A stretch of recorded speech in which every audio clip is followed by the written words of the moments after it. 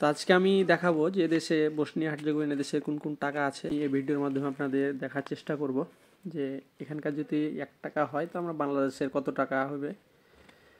তো এটা হচ্ছে এদেশের 100 টাকা নোট। এই যে দেখতে পাচ্ছেন, এটা হচ্ছে 100 টাকা নোট। তো এই 100 টাকায় এখনকার বসনিয়া হার্জেগোভিনা দেশের আর বাংলাদেশের এখানকার বসনিয়া হার্জেগোভিনা দেশের এখানকার 100 টাকা বাংলাদেশের প্রায় 6000 টাকা আছে, কারণ এখানকার 1 টাকা সমান বাংলাদেশের প্রায় 60 টাকা। তো আমি বসনিয়া হার্জেগোভিনা দেশের আজকে কিছু টাকারই দেখাচ্ছি আপনাদের, যে আসলে এদেশের টাকার মানে কোয়ালিটি গালা কিরকম থাকে। এদেশে মূলত 5 পয়সা পর্যন্ত চলে। ইউরোপের দেশগুলোতে 5 পয়সা 10 পয়সা থেকে শুরু করে মানে এদেশের সর্বোচ্চ টাকা হচ্ছে 200 টাকা। 200 টাকা নোট মানে আমার জানা মতে আমি দেখেছি। তো কিছু টাকারই দেখাচ্ছি আপনাদের।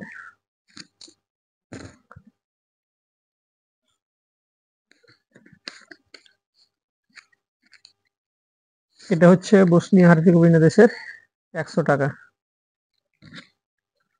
এদেশের ভাষায় বলা হয় কেএম, মানে এটা 3 ভাবে করা হয়, মানে 2 ভাগে। একটা হচ্ছে মার্ক মার্ক আর একটা হচ্ছে কেএম। তো এদেশে আঞ্চলিক ভাষা মার্ক বলে, আর যেহেতু লিখিত ভাষায় কেএম বলা হয়। তো এদেশে মার্ক কেএম বলতে এই টাকাটা।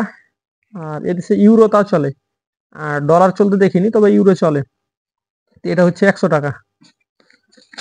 আর তারপরে আছে এটা হচ্ছে 50 টাকা।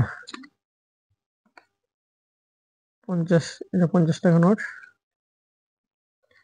এটা হচ্ছে 50 টাকা।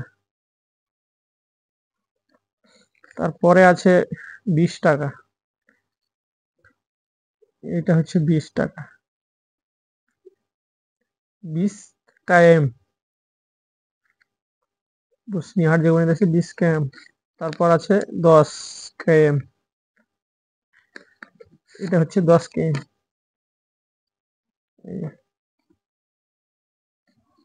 আর 5 কেএম আছে উপস্থিত। এটা মানে এটা কয়েন পয়সা। তো 2 কেএম আছে, 5 কেএম আছে।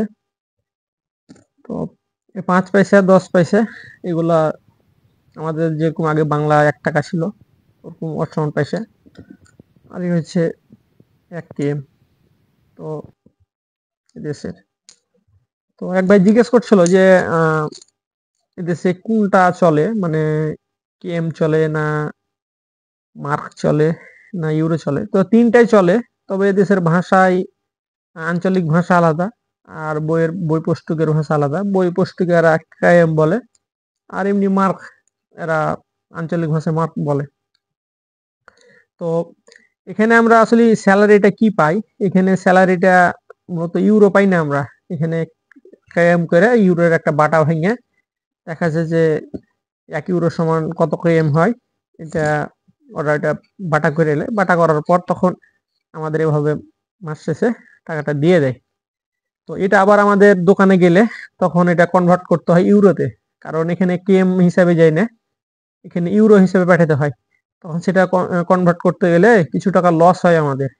যদি সরাসরি কোম্পানি থেকে ইউরো দিত তাইলে হয়তো আমাদের কিছুটা হলে আমরা পাইতাম। তো যখন একটা জিনিস যে অনলাইনে টাকাই বলেন বা ডলার যদি কিনতে যাই আমরা, বা এলাকাতে ইউরো কিনতে গেলে অনলাইনে দেখাই একটা আর আমরা বাস্তবে পাই আর একটা। এ দেশের সিস্টেমটা হচ্ছে একই। অনলাইনে যদি দেখি যে দেখাচ্ছে যে এখানকার মানে 1 ইউরো সমান 1 টাকা 95 পয়সা বসনিয়া কেএম এটা পরে। তো কিনতে যে আরো কম দেয়, 97 দেয় না 95 দেয় কিনতে গেলে। যদি কিনতে যায় 97 আর বেচতে গেলে 95, এই 2-3 টাকা করে ম্যাট যায় এখানে। এটা হচ্ছে সিস্টেম এদেশে। তো এ হচ্ছে এদেশের ক্যাব এবং মার্ক এবং ইউরো বলে। ভিডিওটা কেমন হয়েছে অবশ্যই ভালো লাগলে একটা লাইক দিবেন।